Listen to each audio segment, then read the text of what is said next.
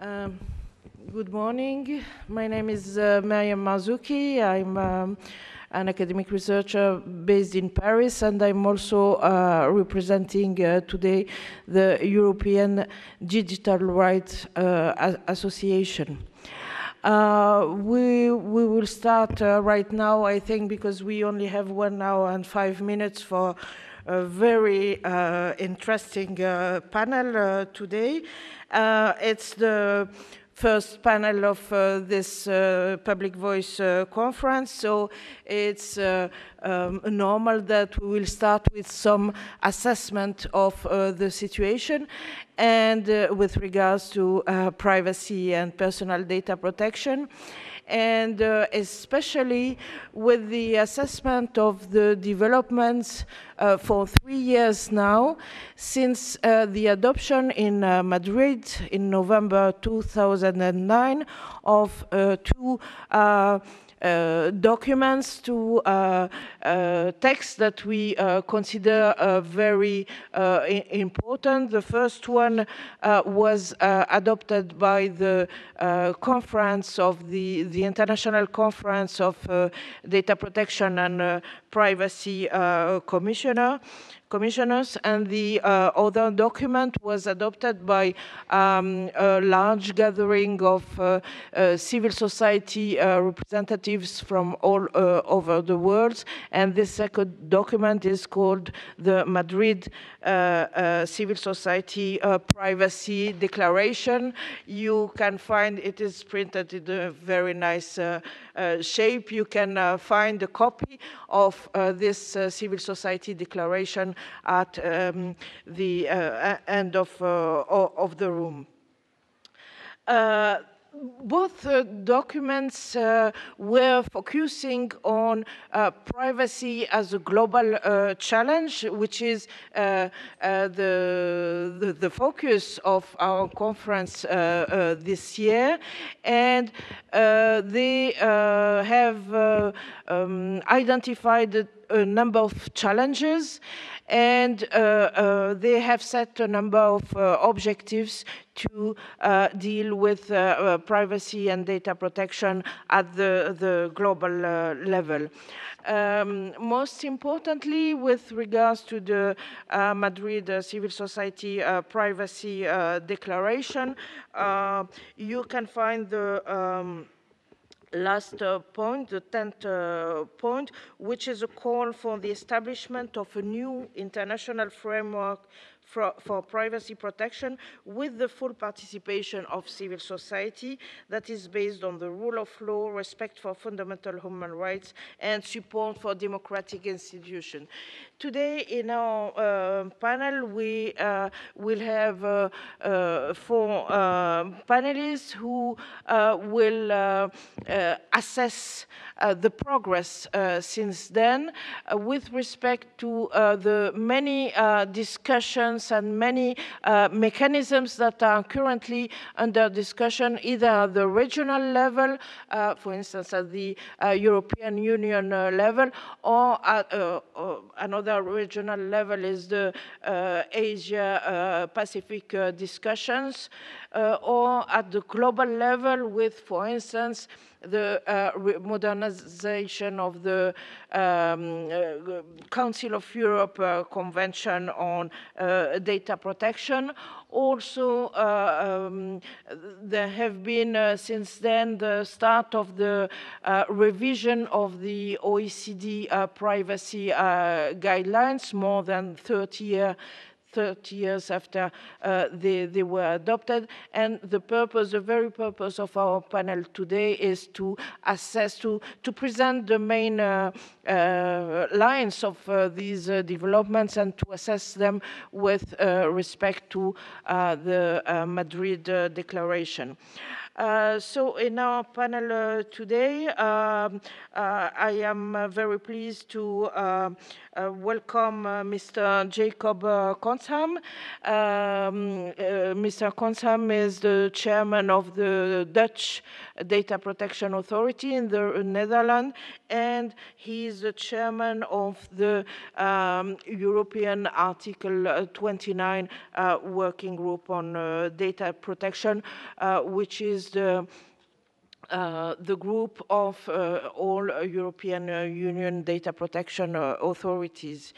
I'm also pleased to welcome Sophie Kwasny she's based in Strasbourg, and she's representing the Council of Europe today, as she's the secretary of the Data Protection Committee and especially in charge of the revision of the Convention 108. Then we will have some case studies or presentation of national situation with first Corina Velasquez, who will present the situation in Mexico, and Rebecca Bowe from the Electronic Frontier Foundation to assess the situation in the United States. Corina is an academic specializing in digital and e-government topics. So thank you very much for being here so early, and let's start right now. Please, Jacob, you have the floor. Thank you. Thank you very much. Good morning, everybody. Great to be here, and glad to talk a little bit about how things are going in the EU, European Union, because as you all know, there's a new EU data protection legal framework proposed by Viviane Reding, Vice President of the European Commission. It doesn't look bad, but the previous leaked draft of the proposal was better as far as data protection is concerned. Now, the procedure to decide on the definite text is a very complicated one. As I think the US saying goes, there's two things you don't want to know: what sausages are made of and how laws are made. Well, for the European way of making laws, it's a very complicated one. It pretty much looks like a tango à trois. The European Commission, the European Council, and the European Parliament will start negotiations in the spring of 2013. Viviane Reding and the two European Parliament rapporteurs, Jan Albrecht and Dimitrios Droutsas, are working hard to get this job done at the end of their mandate, which is the summer of 2014. In the meanwhile, there's a fierce lobby by US government, IT companies, and even EU members that influences the outcome, probably, and mainly in a direction which could end up lowering the standard in the suggestions that are in the paper of the Commission. Let me give a couple of examples, not going into details in 7 minutes' time. That wouldn't be possible. The goal of the whole exercise was to get, amongst others, a comprehensive framework for private and public sector alike, including law enforcement. But as a result of prior consultation with EU member states, mainly ministries of Justice and Home Affairs, the Commission decided to present two instruments: a general data protection regulation and, as far as the content is concerned, a rather disappointing directive for the area of law enforcement. A regulation is directly applicable, but a directive has to be transposed into national law by all 27 member states. Therefore, a regulation provides certainty for all EU citizens, whilst the directive might result in quite different rules in the 27 states. Nonetheless, comprehensiveness can still be achieved as long as both instruments contain the same basic principles, rights, and safeguards, and therefore are dealt with in conjunction. We welcome the so-called package approach from the European Parliament, which means that they want to negotiate the two instruments at the same time. But there is serious doubt if the Council will take a similar approach. Furthermore, some of the essential elements of data protection are under attack. The definition of personal data, the notion of explicit consent, and the principle of purpose limitation, and I will be talking about these three short. Voices are heard that it would be too burdensome for companies to get explicit consent, and that therefore the word explicit should be deleted from the provision. We, however, feel that it is crucial to leave this notion untouched. If consent is the legal basis for data collection and processing, which, by the way, is not always the case. There are other legal grounds as well. But if it's the legal basis, the essential requirement is that such a statement or action must clearly signify the data subject's agreement to the processing of his or her data. Implicit consent could not and should not serve as a legal basis. Secondly, the proposed definition of personal data is regarded by some as too wide compared to the definition in the current directive. It is therefore suggested by some to change the definition to narrow its scope. The Working Party, however, feels that the definition in the proposals presented in January does not fundamentally change the notion of personal data compared to the current situation, and we shouldn't change it too much. Working Party 29 is in favor of slightly changing the proposed text by including a paragraph, we learned from the FTC, by the way, saying that if someone can be singled out and treated differently, the data allowing the singling out, so to say, would be considered the personal data. Finally, on the principle of purpose limitation. It seems that the principle of purpose limitation, which is one of the most essential principles for data protection, is being undermined in the proposed regulation. A possibility is introduced in the regulation for further processing of personal data for incompatible purposes in cases where another legal basis can be found than the basis on which the data was originally collected.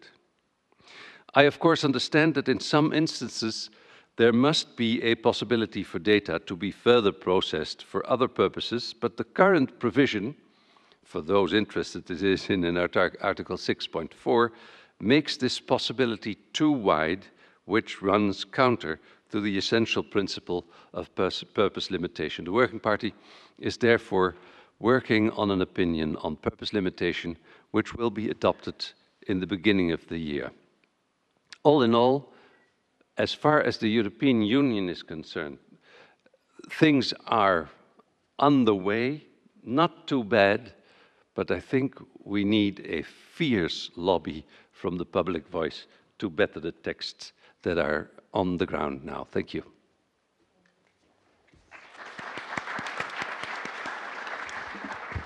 Thank you, Jacob. Be sure that the European civil society and also the civil society in other parts of the world will seriously raise their concerns. And thank you for pointing out the main issues that one can see currently, and everyone can read the full documents, the full proposed documents of for the new data protection framework. Let's have a look now with Sophie on the main issues with the modernization of the Council of Europe Convention 108. Yes, thank you very much, Miriam. Good morning to everybody. I would first of all like to thank the organizers. As Lily mentioned it, I think it's very important that civil society be involved in those discussions and that the public voice be heard. At the Council of Europe, we've been working in this multi-stakeholder model and approach to work for years. Nevertheless, I would like to invite more of the civil society representative to follow the work of the consultative committee. It's easy, you just have to send a request to the committee and you can be granted the observer status. It's very important for us to have more civil society involvement. We have the Association Européenne des Droits de l'Homme, which is European Association for Human Rights, which is involved, and European Privacy Association, but we would like more of the civil society involved in our work. So Lily's call for more involvement also means you coming to the consultative committee of the convention. Then coming to this very important document, the Madrid Declaration, which was adopted 3 years ago, I think very, very important support from the civil society, over 100 organizations and across the world.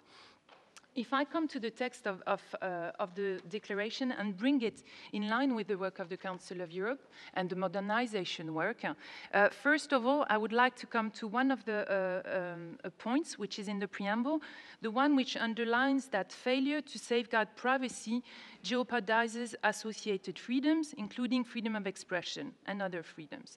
This was one of the key points that we considered in the modernization work of the Convention. Maybe I should start by giving you a bit of background on this work of modernization of the Convention. The Convention is 31 years old, and our Committee of Ministers 2 years ago decided that it was time for us to work on an update of this Convention. It's, as Miriam presented it, it is a Council of Europe convention. It was established in the Council of Europe framework, but it's a global convention. It's open to any country in the world, which at the moment makes it the only legally binding instrument that could bring countries together around a legal framework in the field of data protection, and it's a very strong asset of this convention. This convention was drafted over 30 years ago, at the time with a very careful intention not to refer to any technology, which makes that nowadays the convention is still fully relevant. There is no reference to a particular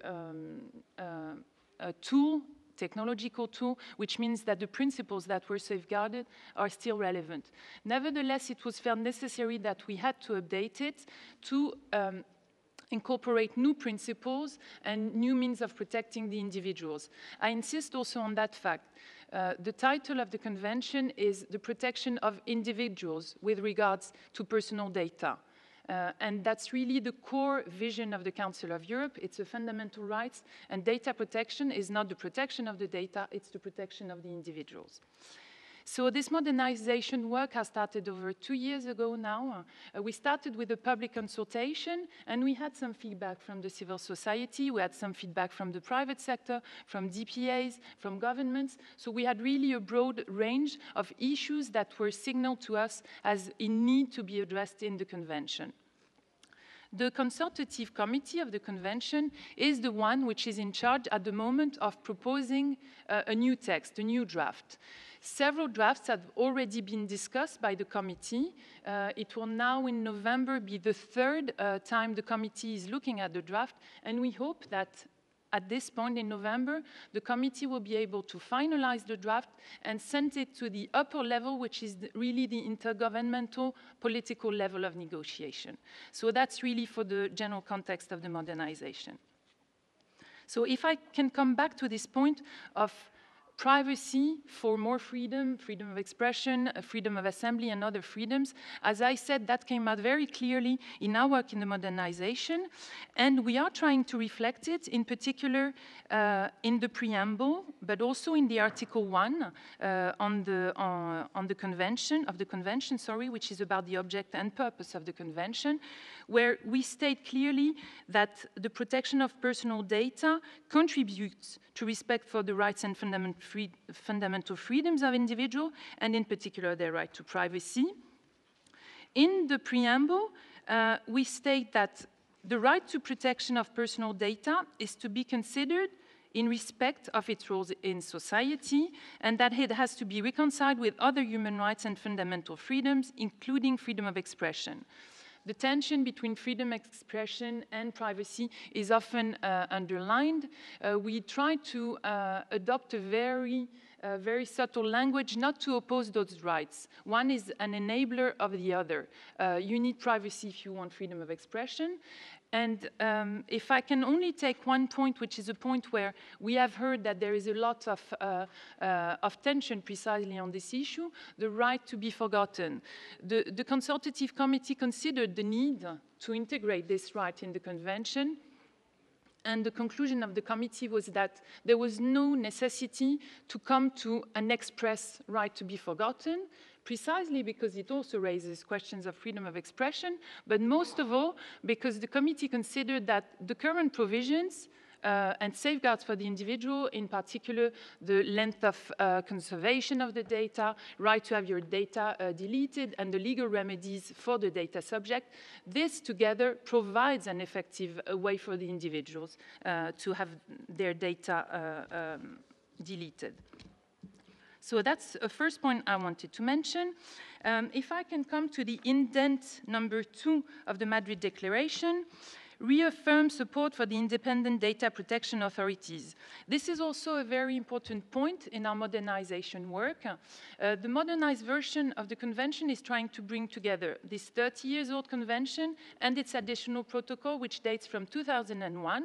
And this protocol established for the parties the need to have supervisory authorities, so independent data protection authorities.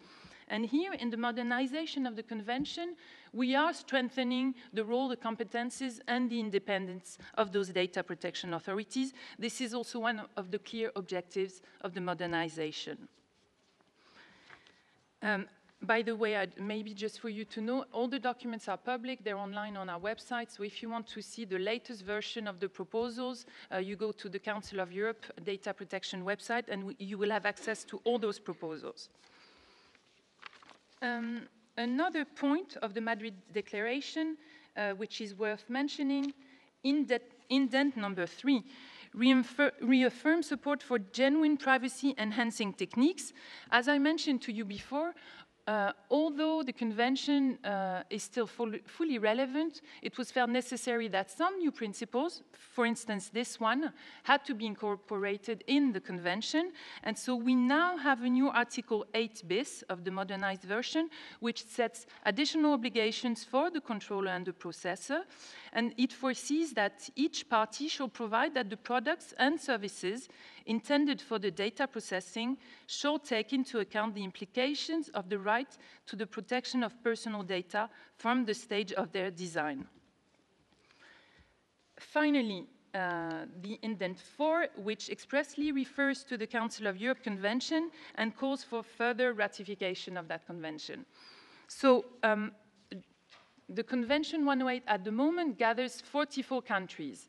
The Council of Europe has 47 countries, so we have three missing countries. Those are Russia, Turkey, and San Marino. But for the rest, as you see, 44 countries are bound by the provisions of this convention. That's the European perspective. There is more to it because over a year ago, a committee of ministers invited Uruguay to accede to the convention. This has not been formally yet made, as we are waiting for the parliament to ratify the law that will enable this formal accession of Uruguay to the convention. This would make Uruguay the first non-European country to accede to the convention. We have just recently had another request by the Kingdom of Morocco to be invited to accede to the convention. This is now being considered.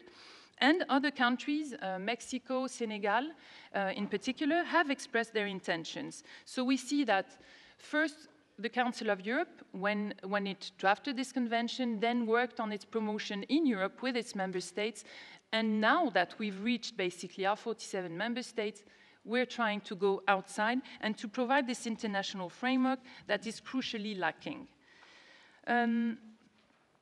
Just a link between the Madrid Declaration and the Madrid Standards, which were also adopted in 2009 at that international conference, to underline the fact that in the modernization work, we have been taking good care of the Madrid Standards, and we have tried to incorporate them in our work, and we explicitly refer to those standards in the explanatory report to the Modernized Convention. And I also want to raise that the Madrid Standards is the fruit of several commitments from the data protection authorities gathering in the international conference, which started with the Montreux Declaration in 2005, and then the Montreal Resolution on the development of international standards. So to conclude, my main point is really to underline the potential of this convention to set minimum standards, because clearly if we take the European case, we know that with the 95 directive, the countries have ensured a protection which goes further. But the Convention 108, with the general principles it sets, provides a framework which would be applicable worldwide. Thank you. Thank you, Sophie.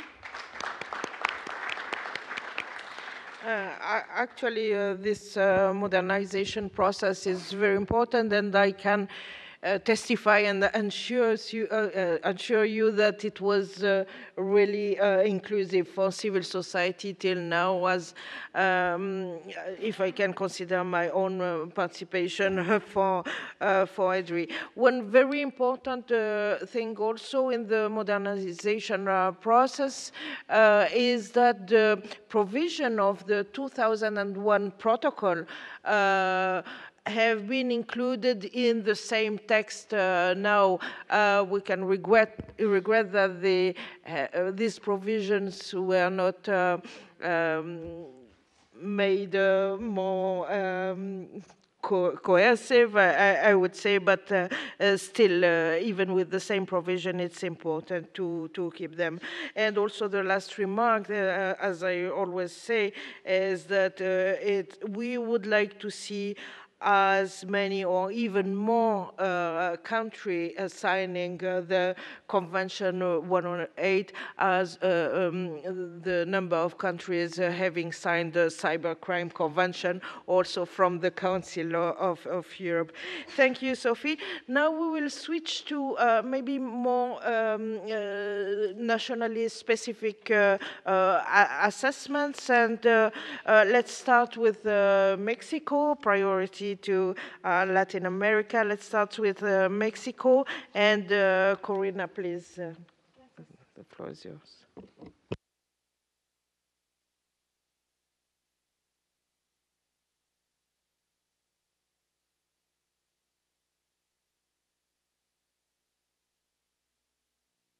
I think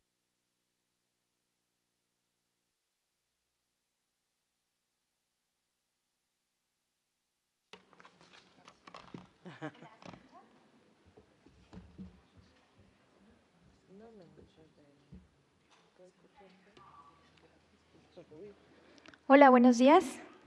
Es un gusto y agradezco la invitación de Public Voice por segundo año en esta linda ciudad de Punta del Este. Voy a comenzar, yo soy investigadora de la UNAM y lo que voy a presentar, a pesar de que trabajo también en la Secretaría de Economía, es una visión más académica de lo que está sucediendo en México. Y la presentación la he nombrado ¿qué hay después de la creación de una ley de protección de datos? Este me parece un nombre interesante, un caso especial a analizar en un mundo donde están proliferando la creación de nuevas leyes en Latinoamérica y en donde México ya cuenta con un marco normativo a partir de hace un par de años, y les voy a explicar qué es lo que está pasando ahora. Muchos dirán, bueno, ya se tiene una ley, eso es todo. Pues no, es como en el matrimonio. Una vez casados, no es hasta que la felicidad y ya todo se acabó, sino viene lo interesante de vivir en pareja, es decir, vivir con una nueva ley. ¿Qué se hace con ello? En primer lugar, en México se caracteriza por una habeas data, es decir, como en otros países de Latinoamérica, tiene un fundamento constitucional la cuestión de la protección de datos. Además, existe una ley federal de protección de datos y un reglamento que un par de meses después de haber sido hecho el evento de comisionados el año pasado en México, esto creemos que ayudó a motivar la creación más acelerada del reglamento que ya también está en vigor. Sin embargo, actualmente tenemos como pendiente lineamientos de autorregulación que la Secretaría de Economía y el IFAI están pendientes de presentar. Es un modelo híbrido, es una unión de características del modelo de Estados Unidos con Unión Europea y lo que busca es dar cumplimiento a compromisos contraídos en la OSD y en APEC. Estos números, letras que ven arriba, se llama, le pongo Declaración de Madrid, es DM, es el punto número 6. Quise hacer una evaluación específica de cada uno de los puntos. El primer punto es cumplimiento y observancia. Ya les comenté, ya cuenta con un marco normativo México, sin embargo, faltan definir cuáles son los mecanismos de autorregulación y certificación.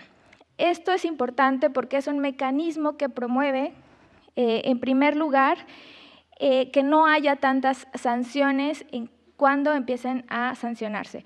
El IFAI actualmente no ha emitido ninguna sanción, a pesar de que ya tiene más de un año la ley, solo ha hecho labor de concientización, lo que está generando que las empresas tengan incertidumbre y no sepan cómo aplicarla y si la han aplicado correctamente. Otro problema o tema interesante es el cambio de gobierno federal, que no se sabe en qué actitud venga, si ya va a empezar a sancionar o no. Y otro tema es que el nuevo gobierno ha hecho una propuesta de reforma en el que el IFAI, que es el instituto que regula el tema de protección de datos en México, le están dando mayores facultades. Entre ellas, en el tema de acceso a la información, que no es propiamente protección de datos, se le está dando poder para que interfiera en los 3 poderes de la Unión y en otros ámbitos, en el federal, en el estatal y el municipal. En caso de que se apruebe esta ley, esto tendríamos que revisar si va a tener implicaciones también en protección de datos. Sería una entidad no solo autónoma, sino que sería todopoderoso al poder intervenir en todos los ámbitos federal, estatal y municipal de gobierno. Esto sería un tema interesante. Aquí estamos viendo un esquema en donde vemos que tenemos regulación tanto en la parte de gobierno como en la parte de datos en posesión de particulares. Sin embargo, hay un caso especial donde pueden ver a su lado derecho algunos estados que ya cuentan también con sus propias leyes. Sin embargo, el caso de Colima es un estado de la República que antes de que se aprobara la Ley Federal de Protección de Datos ya contaban con una normatividad. En el momento que se aprueba una ley federal, en automático pierde total vigencia lo que pasa es que a nivel federal la nueva ley tiene mayor alcance y desaparece en el ámbito estatal y todos los estados se tienen que asumir, se tienen que subyugar la nueva normatividad. Esto es un caso interesante de mencionar porque está pasando actualmente en Estados Unidos, donde no se sabe cuál tiene prioridad, si algo que ya se hizo antes de menor nivel jerárquico o un actual. Otro punto de la Declaración de Madrid, el punto número 4 sobre la ratificación del Convenio 108 que ya mencionaron. México, después de la reunión de comisionados en México de noviembre del año pasado, el IFAI mostró interés en adherirse al convenio. Yo aquí lo que pregunto es, ¿qué implicaciones tiene una adición al convenio para los ciudadanos?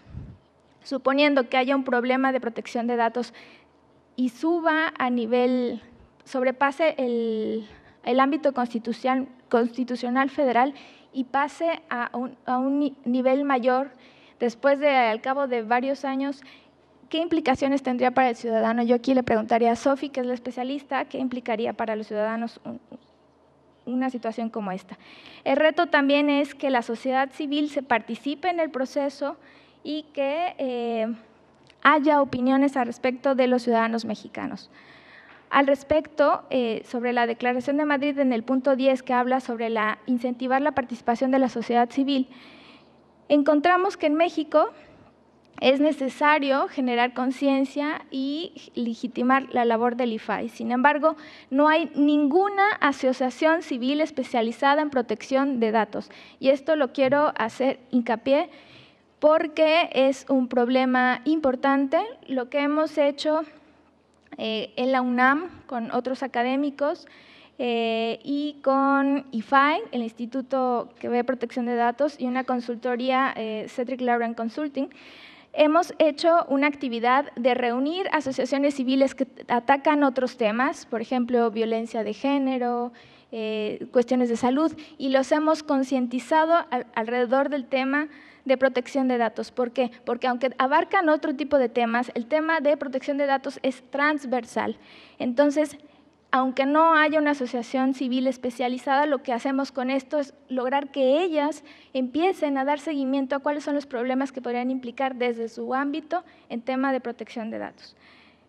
Otro tema interesante que queremos hacer alusión es que existen grandes herramientas como la Guía de Privacidad de Privacy and Human Rights, que con labor de EPIC han logrado en varios países a generar estándares internacionales, indicadores, evaluaciones sobre el estado de muchos países. Sin embargo, en América Latina no contamos con una herramienta de esta naturaleza. Sabemos que pocos países cuentan con una ley de protección de datos, sin embargo, sería un muy buen momento para que México y países como ahora Uruguay, que ya tiene su nueva ley, Colombia, Argentina, pudiéramos hacer un ejercicio de comparación de casos prácticos para ver qué pros y contras se pueden hacer y qué avances ha habido al respecto. Al respecto, también cabe señalar que hace falta financiamiento para impulsar la creación de estas ONGs que vean por la protección de datos personales y que no necesariamente el IFAI o el gobierno tienen que impulsar. También aquí habría intereses de empresarios que pudieran estar interesados en los beneficios de estas investigaciones, además de fundaciones que ya existen en otros países que pudieran tener capítulos de organizaciones civiles en México. En México tenemos un problema de cultura de privacidad, la he denominado rudimentaria, porque a nivel empresas existe, aquí les estoy presentando algunos datos de cuál es la percepción que tienen actualmente las empresas respecto a la privacidad de datos. Por un lado, el 74% de las empresas conoce la ley, sin embargo, el 54% de los empleados no tienen conocimiento de la responsabilidad que deben cumplir en el proceso. Consideran que el principal riesgo de las organizaciones es la pérdida vía de dispositivos móviles o de memoria, es decir, tienen un problema de seguridad grave. Las empresas reconocen su vulnerabilidad, encuentran que el 47% ha incrementado el nivel de ataques externos, el 34% ataques internos, el 56% consideran que las redes sociales son la principal responsable de estos ataques, el 35% aumenta sus gastos de seguridad. Estamos hablando de que las empresas están preocupadas ante una ley que no está estableciendo sanciones, no saben si la están cumpliendo bien y están padeciendo graves problemas de seguridad. No solo las empresas son las que deben estar preocupadas, también los consumidores, los ciudadanos. Aquí pueden ver que México ocupa el último lugar en ciberseguridad en la OCDE, tercer lugar en incidencia de ciberdelitos en el mundo, que 8 de cada 10 adultos en México son víctimas de cibercrimen, que de 40 millones de internautas a nivel nacional, 32 millones son usuarios de Facebook y no reconocen cuáles son los riesgos que implican las redes sociales y como ya vimos en el estudio anterior, se ha reconocido que el principal, más del 60% de los ataques son externos vía redes sociales. Entonces, como podemos ver aquí, es un problema grave, 9 de cada 10 personas está en este riesgo. Al respecto, ya me falta, ya voy a terminar. Han habido avances legislativos en la cuestión de tipificación de ciberdelitos, sin embargo, no tenemos recursos humanos especializados, no tenemos peritos informáticos más que 2 o 3 a nivel nacional.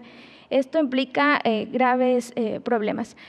Por último, quiero mencionar el tema que quiero ser muy puntual en esto, es generalizado. En la UNAM hicimos un seguimiento de las elecciones de varios países, Venezuela, Estados Unidos, Francia, México, y encontramos que existen violaciones de privacidad en materia electoral. ¿Qué quiero decir con esto?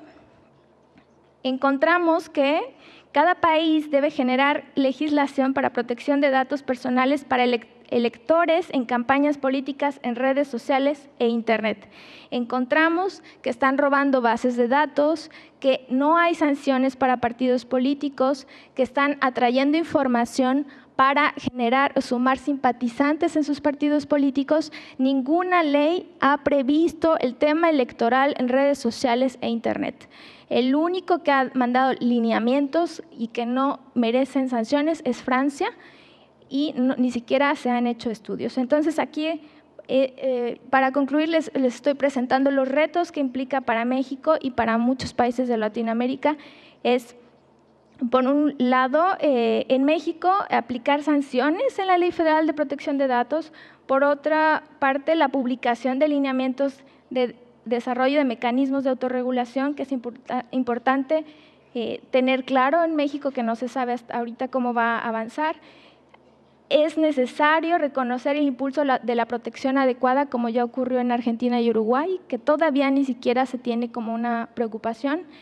Hay que hacer evaluaciones de impacto a la privacidad en el diseño de políticas públicas gubernamentales. No se ha hecho ninguna en México. Hay que hacer campañas sobre los riesgos de las nuevas tecnologías. Tenemos un alto grado de vulnerabilidad en el país.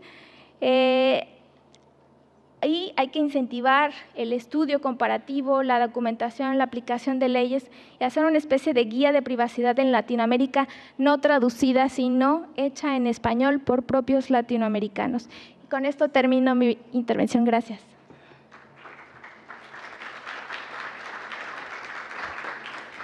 Thank you, Corina, for reminding us that even if there are laws, even if there are good laws, it's very important to assess the situation on the ground, the practical situation. Let's switch now to the United States, and please, Rebecca, could you present us the situation from the EFF point of view? Thank you, Miriam. First off, I just want to take the opportunity to thank the Public Voice Coalition and the efforts of Lily Coney and everyone else who is involved in making today's event possible. My name is Rebecca Bowe. I am the International Privacy Coordinator at the Electronic Frontier Foundation. Part of my role at EFF is to help identify emerging threats to privacy in the digital realm at the international level. And in the 3 years since the Madrid Privacy Declaration was adopted, as you can imagine, I have been very busy, and my coworkers at EFF have been very busy as well. EFF is a civil liberties organization. We were founded about 20 years ago. And we blend the expertise of staff attorneys, activists, technologists, and policy experts. And our mission is to protect and uphold the rights to freedom of expression and privacy in the digital realm. We've witnessed in the past 3 years a combination of technological advancement, advancing online business practices, and legislative proposals, at the national and international level that threaten to reveal the online communications of millions of online users. And across the board, we're witnessing increased collaboration between government agencies and vendors of surveillance software. We're witnessing an uptick in biometric identification systems. And we are seeing proposals that would grant law enforcement agencies greater power to surveil online users. When it comes to consumer privacy, one only needs to scan the headlines to find the horror stories. Just a couple weeks ago, the New York Times published an article referencing how the presidential campaigns were actually using consumer data to target people who are unlikely voters and subtly pressure them to go out to the polls.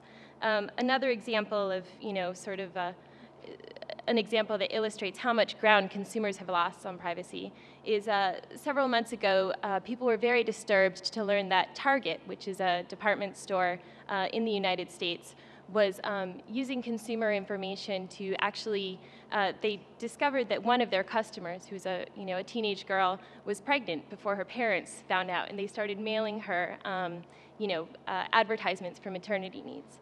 And as many of you probably know, Facebook's automatic face tagging tool was curtailed recently after a complaint by the Irish Data Protection Authority.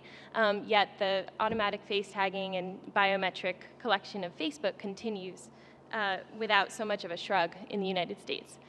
Despite all of these discouraging signs, I want to say that we have seen the US governments take some steps in the right direction.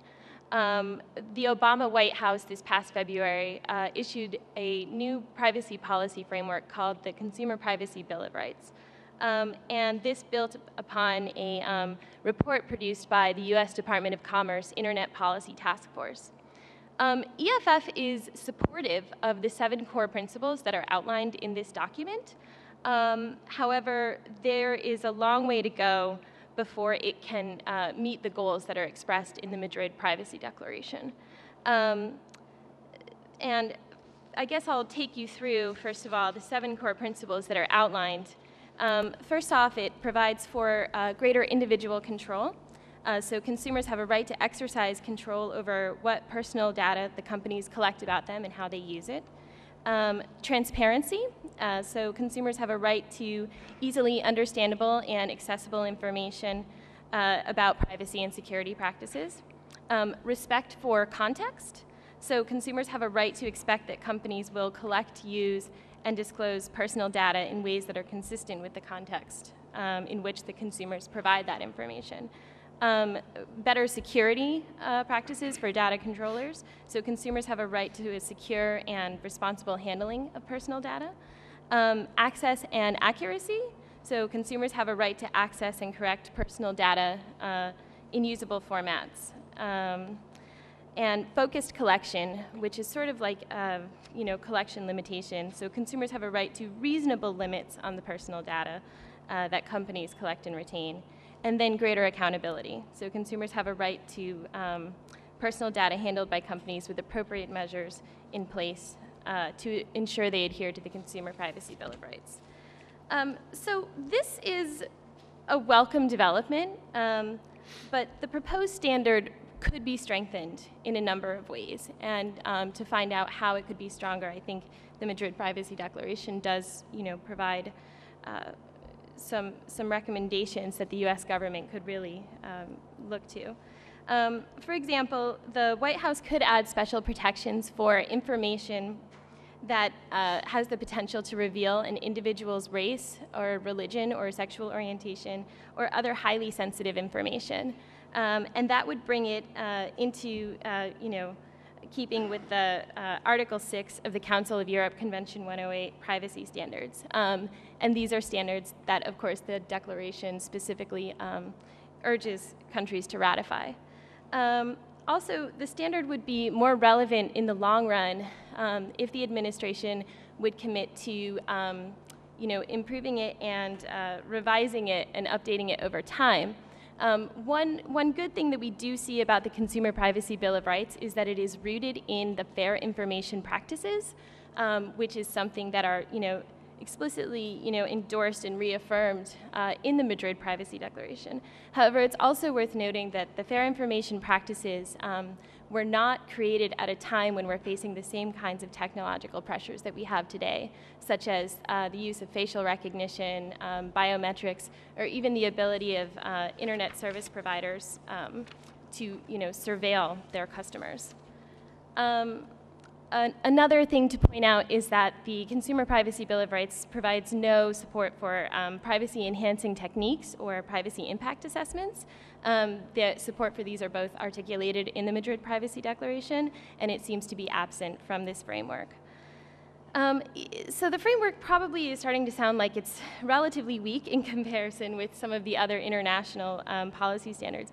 It is worth noting that this signifies sort of a leap forward in a new approach to privacy in the United States, and that in this sense, it is a good thing. However, I should also say that EFF has been sort of heartened by the introduction of the framework and at the same time very cautious in our enthusiasm. The reason for that is because we strongly believe that it won't produce the desired effect of providing meaningful protections for privacy unless it is ultimately committed into federal legislation, committed to law, implemented, enforced, and upheld. And so far, it hasn't gone in that direction. The administration has expressed that it would like ultimately to see it committed to legislation, but what we've seen move forward instead is a sort of multi-stakeholder process, which seems to hold less promise, frankly. So what we're seeing is a model of sort of industry self-regulation. Multi-stakeholder tends to be a word that civil society, I think, likes, but when in this context, what it really does is sort of places NGOs and civil society and public interest organizations on an uneven playing field with a lot of the major industry players. And since the digital collection of user information became sort of a run-of-the-mill practice in the United States, we've witnessed a long string of failed attempts at industry self-regulation. Oftentimes, these attempts have grown out of the threat of actual legislation that would require companies to adhere to a standard rather than giving them the option to self-certify. Initiatives such as the Network Advertising Initiative, which was created by a vote of the US Federal Trade Commission, have proven to be ineffective at creating substantive or functionally reliable privacy safeguards. And these voluntary and self-regulatory approaches really have not done the job of protecting consumers that they should. The World Privacy Forum recently issued a report sort of charting these attempts at self-regulation. And they ultimately concluded that it was not a winning formula. And the reason for this is because the pressure for profits tends to overwhelm the efforts of the would-be enforcers. So the approach of multi-stakeholderism is not adequate when it comes to hashing out an acceptable best practices standard, which the US government is working towards sort of on a parallel track with the legislative goal, which has not yet been accomplished and is moving forward very, very slowly. And we have an election coming up, so it's anyone's guess what's going to happen after that. And we have a long way to go before we can say that the new efforts to protect privacy in the United States can be declared a success. The Madrid Privacy Declaration calls for countries to adopt stronger privacy, comprehensive privacy frameworks as expeditiously as possible, but I fear that in the US we're in it for the long haul before that can happen. Thank you. Thank you very much, Rebecca, for this presentation on the current development in the United States. And thank you for raising this very important issue of industry self-regulation and so-called multi-stakeholder discussion, which even in many other sectors really could be really dangerous. And there is a need to keep to the legislation and to the legal basis. Thank you also for making clear that this privacy bill of U.S. Privacy Bill of Rights only concerns the consumer privacy, and this also is an issue, as Jacob mentioned, as one of the main issues with the new EU framework. The principle of purpose limitation can be undermined, and this happens at a time where more and more police and government agency administrations in general are using consumer data to conduct surveillance, as we have been seeing since September 11, more than 10 years ago.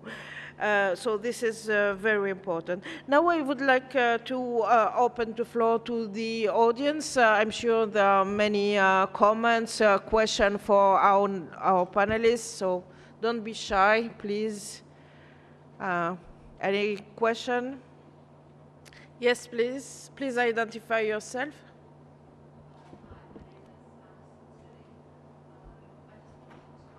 Excuse me, there must be a mic. Yeah, it's coming. So for translation and for us to, yeah, there. So.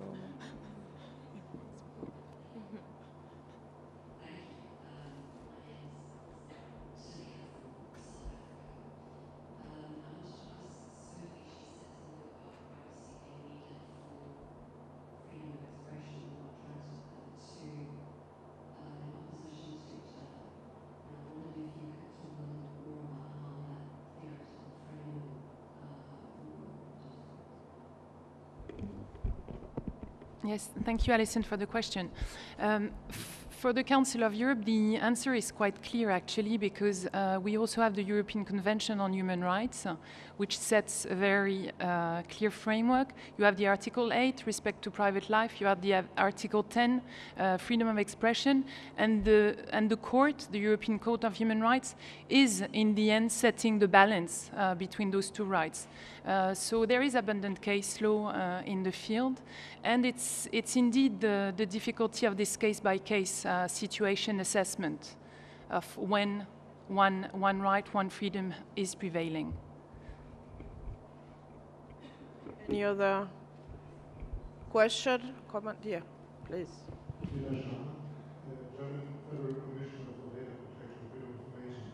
Well, I want to ask the panel whether you think that there is a need for renegotiating the safe harbor agreement between the European Union and the United States, especially if we take into account that there will be a new framework in Europe, and on the other hand, there are different views about the effectivity of the present safe harbor agreement.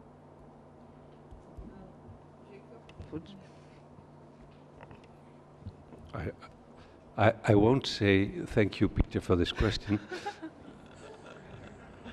because there's a strategic point at stake and content, so to say.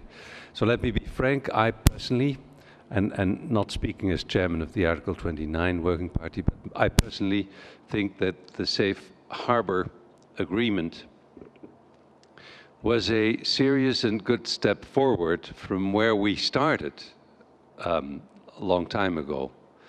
But if you look back, it didn't serve the purpose the way it should have served the purpose.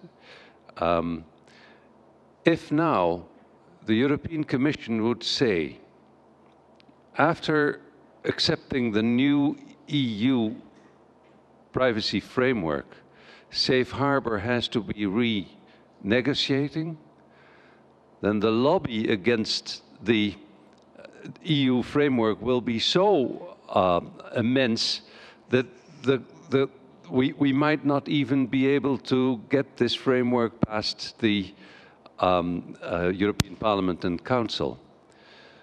So let's do it step by step, I would say. Be critical about Safe Harbor, and from time to time take cases to court as well, which would be possible, by the way, but not object as such, because then I'm afraid we will lose more than that we will win. So there's my slightly political answer to your question. Anyone, you want to add something? Yeah, please. Just something to add is, and I'm looking at the World Privacy Forum report on industry self-regulation and even government-supported regulatory efforts that I mentioned earlier. And apparently there are 3 studies that have documented that compliance with the US-EU safe harbor framework was really spotty, and that many companies have been complaining that it's not actually meeting all of the requirements that it should.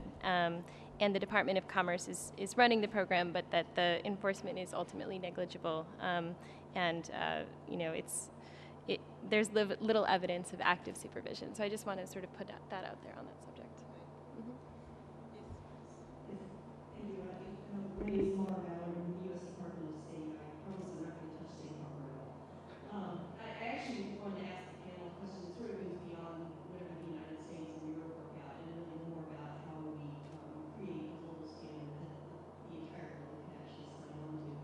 And there were 2 concepts mentioned in the panel discussion that seem a little bit difficult to adapt to a global consensus, primarily because they come out of a uniquely European context.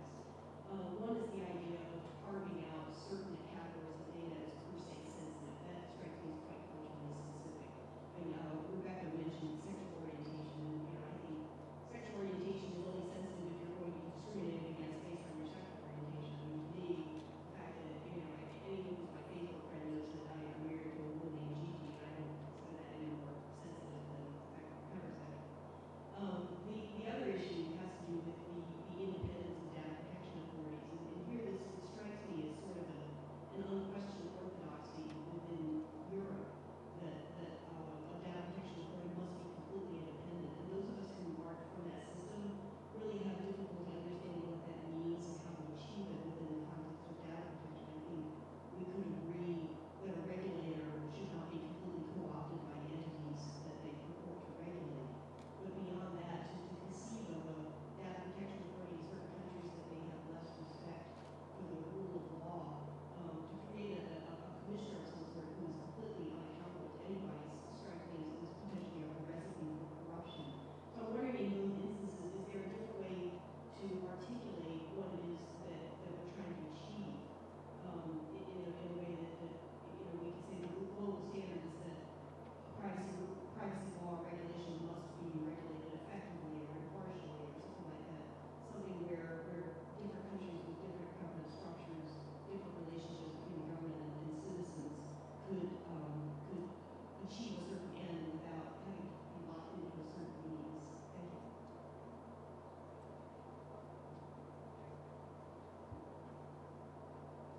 Well, you used the word unaccountable, and I'm going to go against that word. Of course, for the things we do as data protection authorities in the European Union, we are in fact accountable in the end. All our decisions finally can be taken to court, and so the independence of the Data Protection Authority means specifically independence towards government and governmental organizations, so to say, which I think is a very important point in the way data protection nowadays is served in the European Union.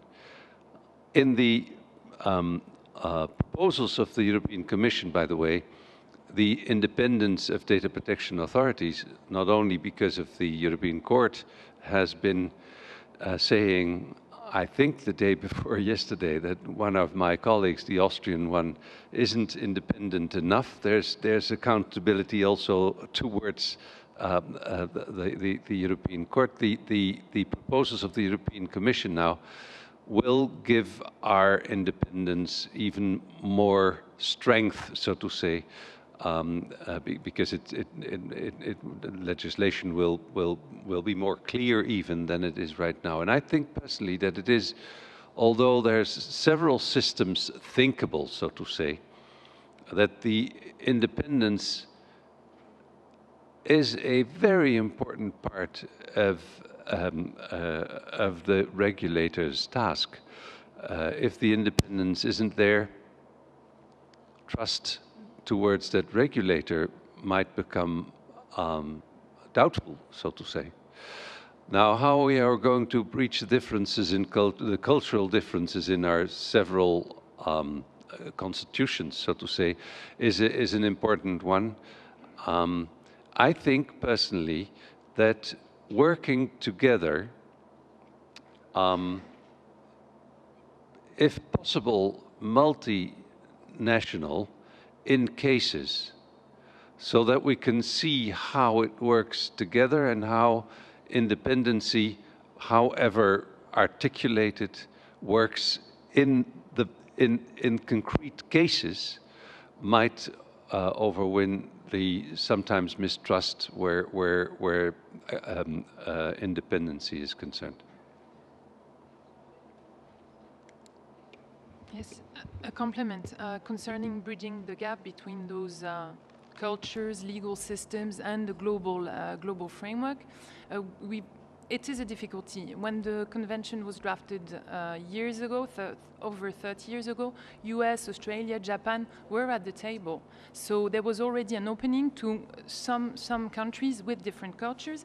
If I take in particular the example which was mentioned, Article 6 on sensitive data. It's true, it's one of the articles where we really see those differences. And I give you another example. I told you before that Morocco requested accession to the convention. And when we started examining the law of Morocco, we realized that they have a definition of sensitive data, but for instance, sexual orientation, which is in the convention one way, is not in their law. It's not because it's not sensitive, but it's just that it's a data which doesn't exist in Morocco. You can't find any registration of this type of data. So we are trying to see how to encompass now this, and in the modernization work, we're trying to switch from this very closed definition of sensitive data to something which would highlight rather the risk for the individual, and then have a list of those data, which is an indication. And I would add also, I think it's important, that biometric data would be included in this list. So we're trying to come to a system which is more flexible in the approach. Thank you. As you can see, our panel is now under threat. So I will take one last question and then we will resume. Okay. Please go ahead. Marty Abrams from the Center for Information Policy Leadership, and this goes to the question of independence, the question of effective data protection, the effect, the concept of binding self-regulation. And it goes to resources, and the fact is that one of the barriers to things such as the effectiveness of safe harbor, the effectiveness of data protection authorities, the ability for data protection authorities to truly be independent and have the resources to be independent is this question of resources. So as we look at this modernization of data protection, as we look at the new regulation, as we look at some of the issues related to organizations being required to be more responsible and the enforcement that's necessary for that, how are we not going to just forget that for any of this more effective data protection to work, there needs to be efficient resources, both for data protection within organizations, as well as data protection as the resources for enforcement on the part of regulators, and regulators not be limited by governments saying, I don't like what you're doing in enforcement and I'll cut your appropriations.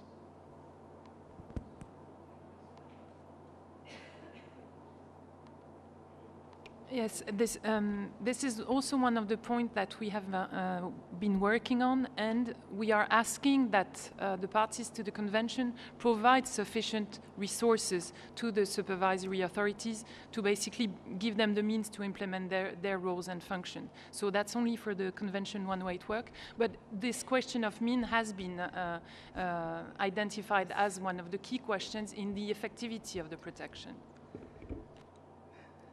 Yep, I couldn't agree more. It's a key factor, but you need both. You need the principle first of independence, and then of course the art of getting around, like our Mexican friend talked about how things were from start off and then how they are on the ground right now, then of course resources are important. Nevertheless, if you look at anyone within data protection, they will always argue that more resources are needed. I myself, I'm a sailor. I think my boat is the most beautiful boat in the world, but it should be just 1 meter longer, and that's the way we're all arguing generally. So there are several answers to be given, by the way, but it's an important part. As far as I can see, in the European Union, at least, the discussion now with the new European framework is also on resources. In Council, in the Commission, and in Parliament, all three are looking at it to see how you can come from the principle of independency to factual independency where resources are needed. Thank you very much. I think this is, of course, very, very important. And I'm sure we will have other opportunities to go through all these topics throughout the day. Please join me in thanking our panelists and also the audience for its interaction. Thank you. Thank you. Wonderful panel discussion. This is typical of the Public Voice meetings. It always leaves more, for people who want to discuss these topics and understand why we're so focused on them. Thank you, Miriam, and thank you for the panelists. You were wonderful. I want to ask Nigel Waters and his panel to come forward. They'll be talking about civil society perspectives on international approaches on consumer privacy rights enforcement. Thank you.